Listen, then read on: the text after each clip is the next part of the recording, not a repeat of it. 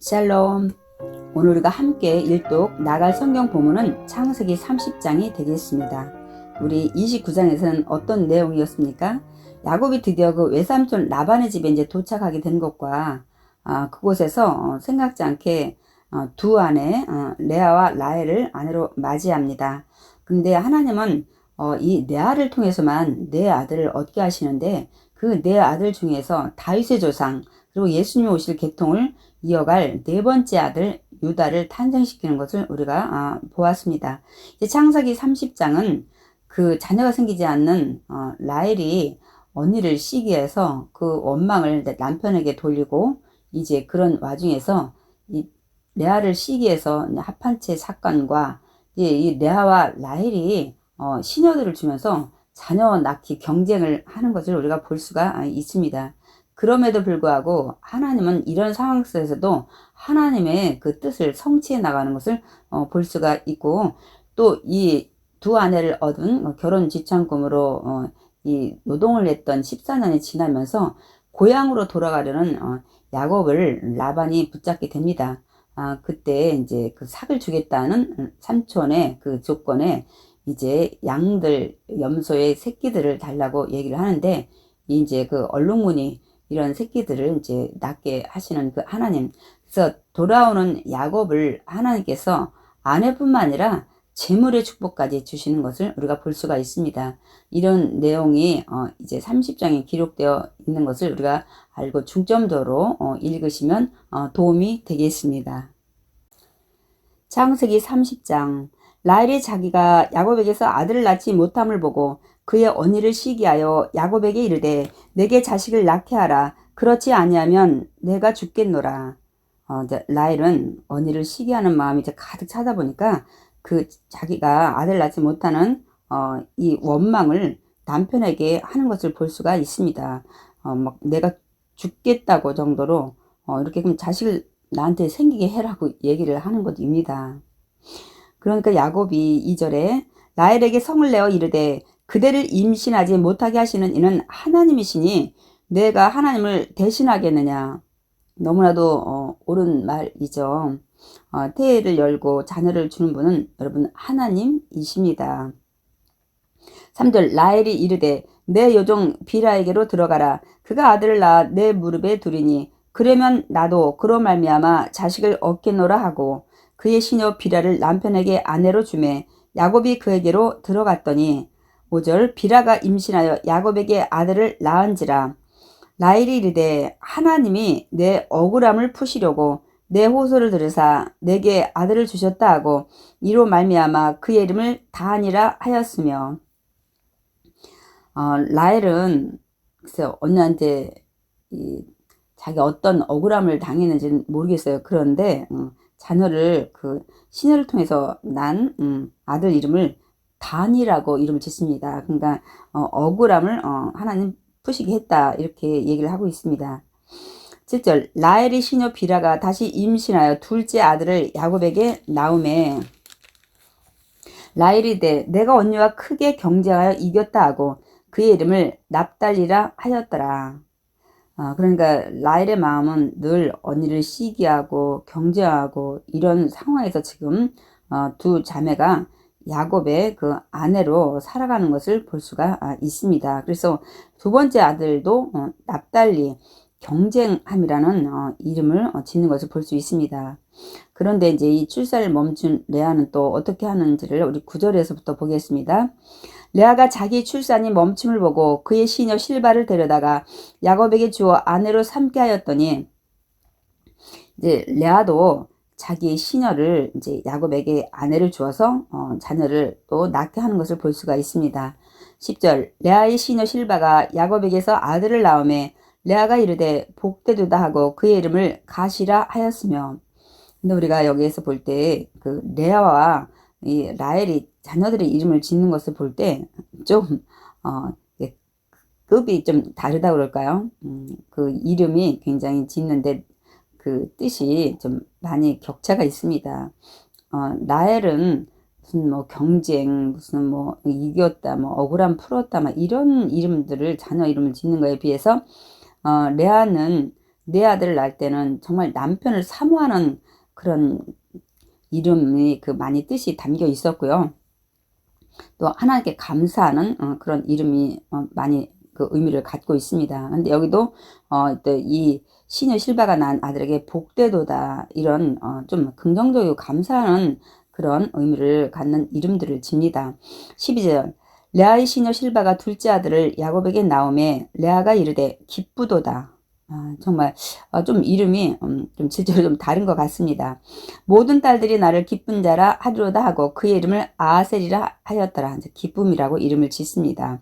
14절 이 이제 두 자매가 이렇게 정말 자녀 낳는 거에 서로 이렇게 경쟁하듯이 이렇게 자녀를 지금 서로 낳으려고 또 이 시녀들까지도 아내로 주는 것을 볼 수가 있습니다.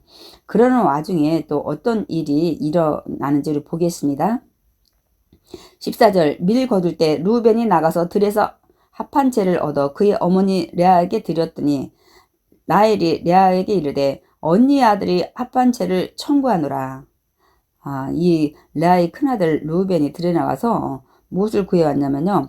그 임신 촉진제 역할을 하는 그 민간요법인 합한채를 구해오게 된 것입니다.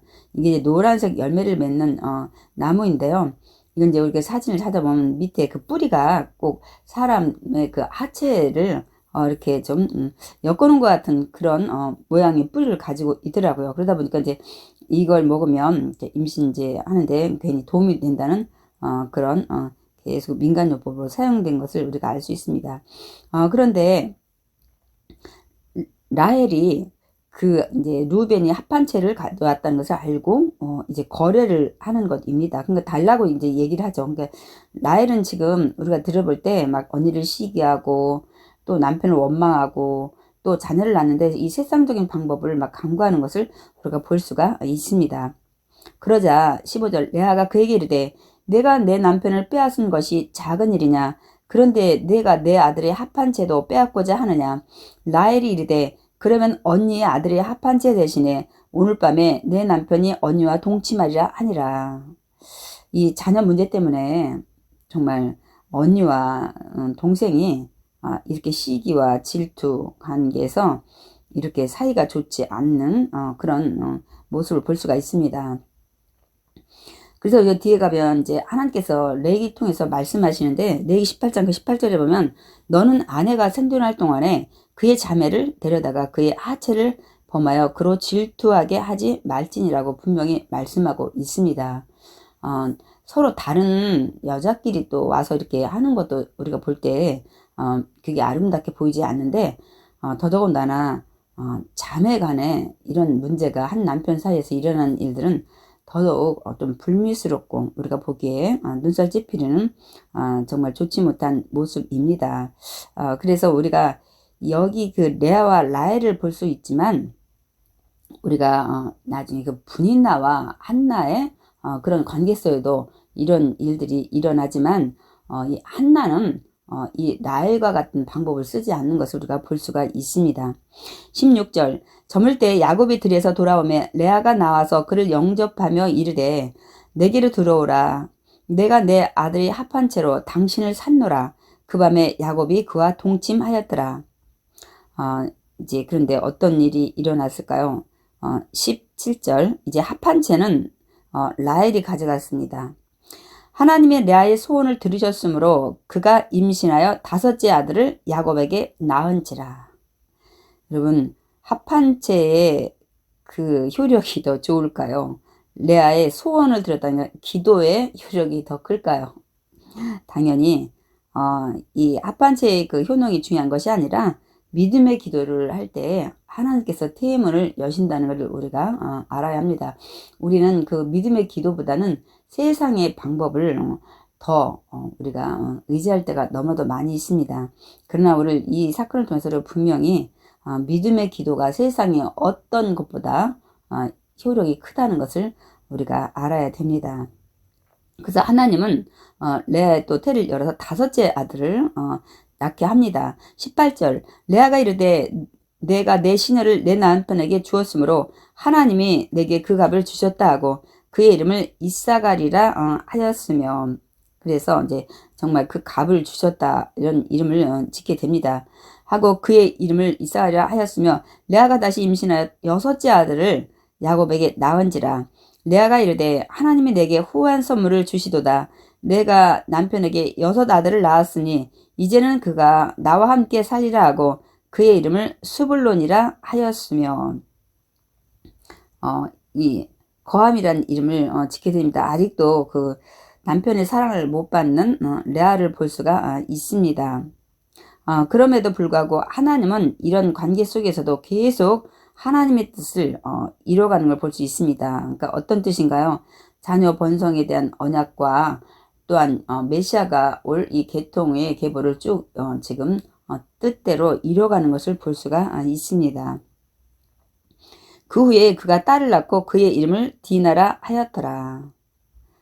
아직까지 합한 채가 지간 라헬에게는 자녀가 생기지 않고 있습니다.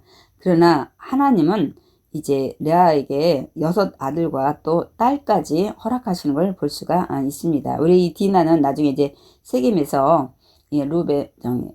레이와 그 시므온이 이제 할례 사건으로 다 죽이는 것을 보는 우리가 그런 또 사건을 볼 수가 있습니다.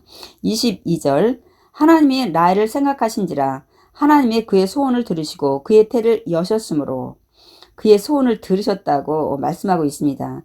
라헬도 합한 채를 가져가 봤지만 그것이 효력이 없는 거예요. 합한 채를 가지고 아무리 뭐 삶아 먹었는지 뭐 씹어 먹었는지 모르겠지만 자녀가 안 생기는 걸 알고 이거는 하나 앞에 기도해야 된다는 것을 라헬을 뒤늦게 깨달은 것 같아요. 그래서 라헬도 아마 하나님께 자녀를 달라고 기도한 것 같습니다. 하나님께서 라헬을 생각하신지라 그의 소원을 들으셨다고 말씀하고 있습니다. 그러니까 기도의 능력이 더 큰 거예요. 그래서 그의 태를 여셨으므로 그가 임신하여 아들을 낳고 이르되 하나님이 내 부끄러움을 씻으셨다 하고 그 이름을 요셉이라 하니 우리가 이제 요셉이 등장하게 됩니다. 그러니까 정말 요셉은 이 라헬이 기도하고 난 아들입니다. 근데 요셉의 이름은 이제 더함이라는 뜻을 가지고 있습니다. 요셉이라 하니 야훼는 다시 다른 아들을 내게 더하시기를 원하노라 하였더라.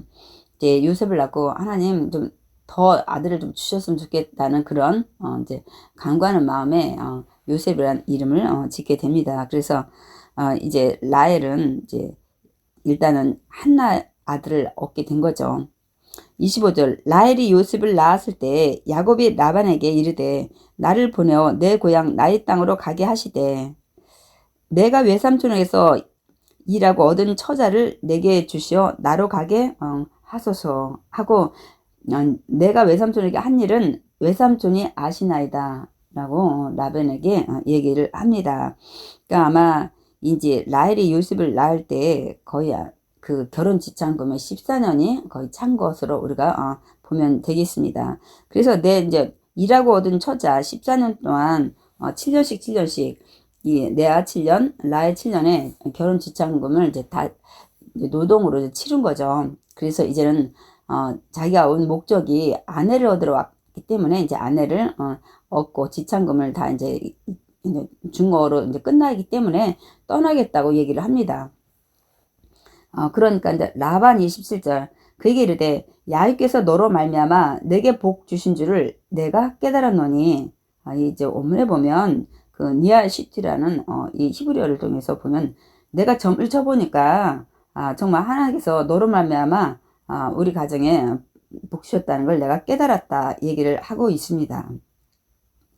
내가 나를 사랑스럽게 여기거든 그대로 있으라. 이제 라반은 이 복이 그 야곱을 통해서 왔다는 걸 깨닫고 야곱을 붙잡습니다. 그러면서 또 하나의 조건을 겁니다. 이제는 그동안 일한 것은 결혼 지참금으로 일한 거잖아요. 이제는 또 이르되 내 품삯을 정하라. 내가 그것을 주리라. 이제부터 네가 일하는 그 품삯을 내가 이제 계산해서 주겠다고 얘기를 합니다. 그러니까 29절 야곱이 그에게 이르되 내가 어떻게 외삼촌을 섬겼는지 어떻게 외삼촌의 가축을 쳤는지 외삼촌이 아시나이다. 내가 오기 전에는 외삼촌의 소유가 적더니 번성하여 때를 이루었으니 내 발이 이른 곳마다 야훼께서 외삼촌에게 복을 주셨나이다. 그러나 나는 언제나 내 집을 세우리이까.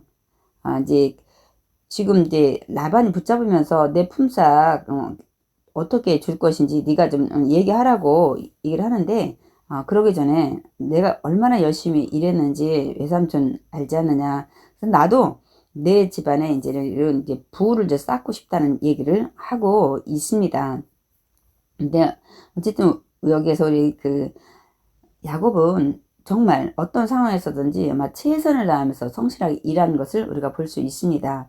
그래서 우리는 이 믿음의 사람은 어떤 곳에서든지 우리가 어떤 상황에서든지 고난 속에서도 우리가 성실하게 맡은 바 모든 임무를 우리가 감당해야 됩니다. 이제 그 예가 요셉도 그랬죠. 종으로 팔려갔었지만 또 감옥에 갔지만 다니엘도 포로 잡혀갔지만 그렇게 정말 최선을 다해서 일하는 것을 볼 수 있습니다. 그런데 하나님은 그런 자에게 반드시 그를 다 대가로 값을 쳐 주시는 걸 볼 수가 있습니다.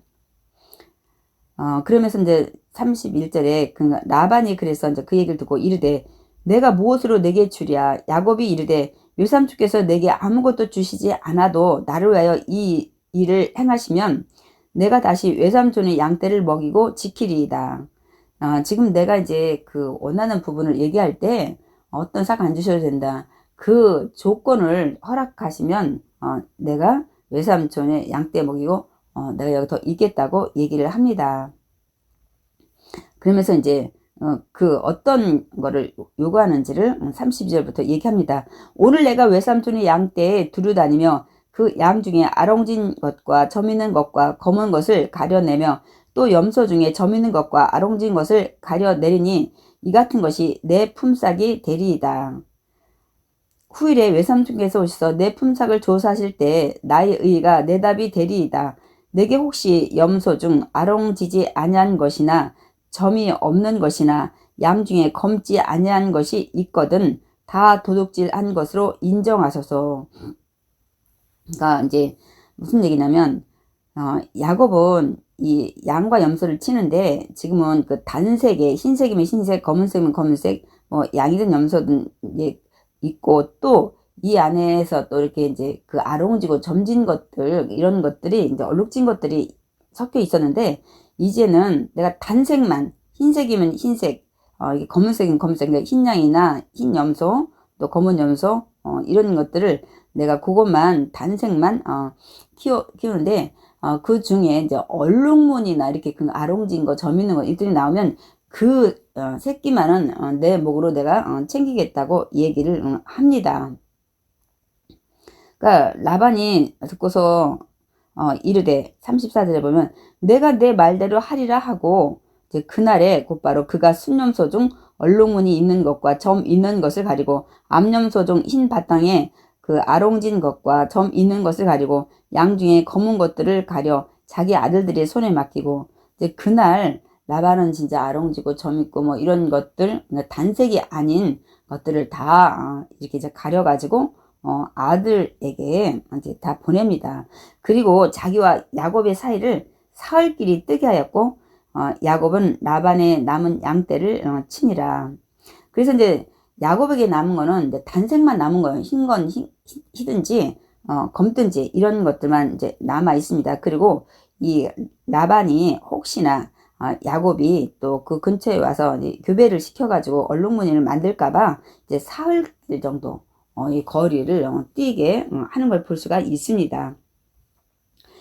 드디어 야곱은 이제 어떻게 할까요? 37절 야곱이 버드나무와 그 살구나무와 신풍나무의 푸른 가지를 가져다가 그것들의 껍질을 벗겨 흰 무늬를 내고 이 새 나무는 그 껍질 벗기면 안에가 하얗다고 합니다. 그래서 이렇게 이제 벗기고 안 벗기고 이렇게 해서 알록달록하게 만들어서 이제 어떻게 합니까? 38절 그 껍질 벗긴 가지를 양떼가 와서 먹는 개천의 물구유에 세워 양떼를 향하게 하며 그때가 물을 먹으러 올 때 새끼를 베니 가지 앞에서 새끼를 뱀으로 얼룩얼룩한 것과 점이 있고 아롱진 것을 낳은지라.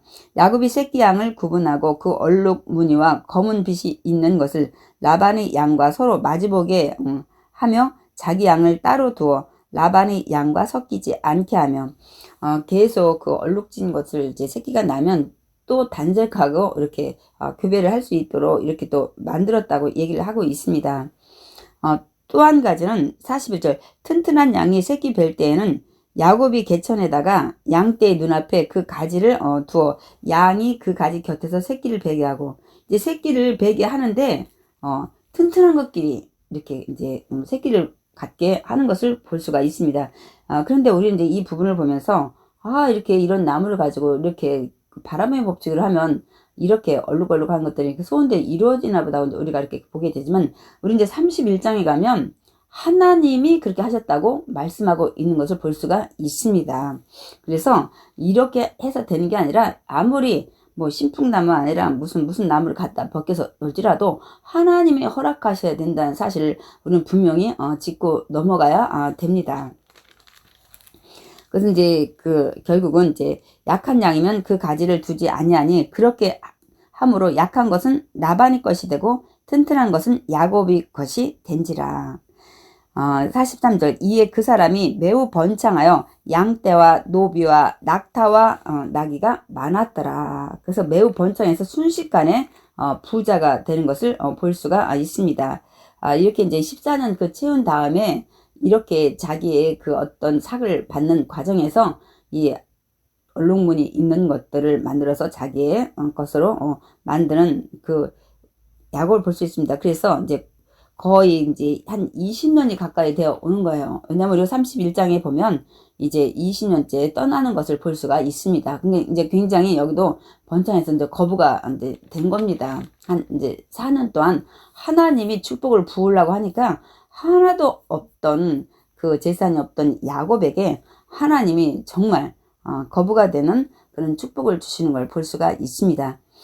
우리가 이제 이 30장을 이제 마쳤는데요.